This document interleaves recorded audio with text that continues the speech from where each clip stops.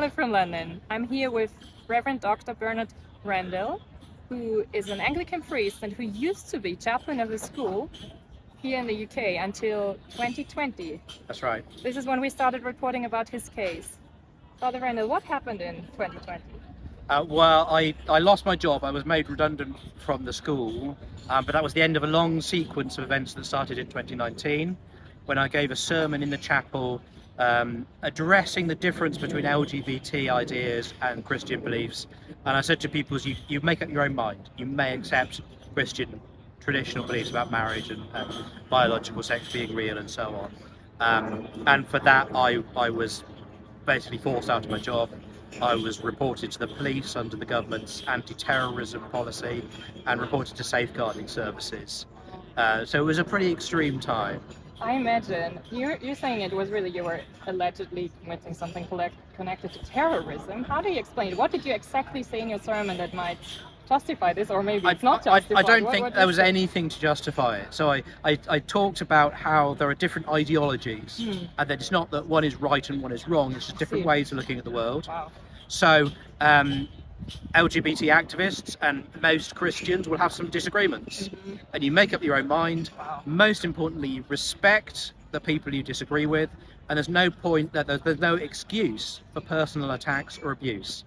And if that's not the most non-terrorist thing you could possibly say, I don't know what is. But it's somebody in the school leadership got it into her head that somehow this was going to cause untold harm to, I don't know, gay pupils or whatever. I don't understand how that can make sense, but it's a bit like the 2 + 2 = 5 that we learn about. Yes, indeed.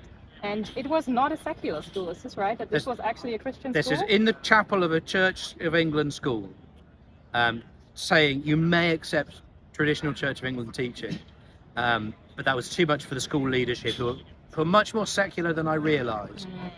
I knew one or two might go, hang on a minute, but I didn't realise that they would be quite so angry about it. Right.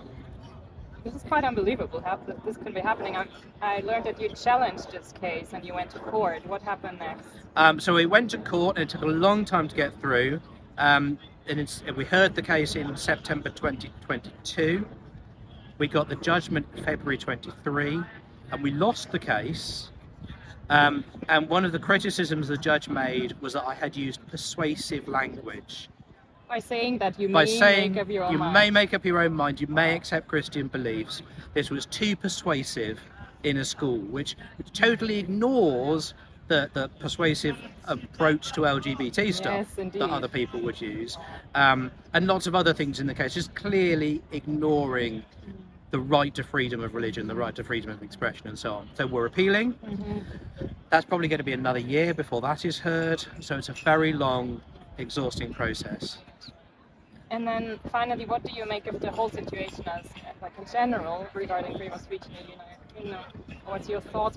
Do you have any hopes, or do you have mainly worries? I have some hope, because I think people are starting to realise, particularly with the trans issue, that there are some extreme things being said that aren't actually things that most people want to see happen. And so they're pushing back a bit at that, and that's making them aware that there are probably other things to push back on too. So I have a little bit of hope. There are people pushing back and trying hard, but there's a long road to go on freedom of speech, freedom of religion. Partly most people just in Britain don't understand religion. They don't understand why Christians would want to say things that are different to the rest of society.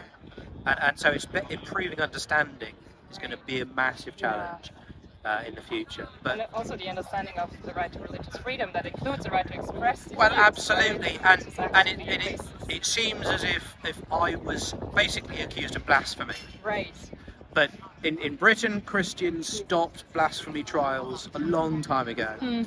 But the progressives are still doing blasphemy trials. So they're not progressive. With one of their worldviews. It's a very medieval attitude. They are regressive, not progressive, I think. But we'll win in the end, and I have to have hope. Father Randall, thank you so much for not only this interview but also standing strong in these times. And Well, we will continue to support you thank however you. we can. We do what we're called to do, and I believe God has called me to this. So what else can I do? Thank you. Thank you so much.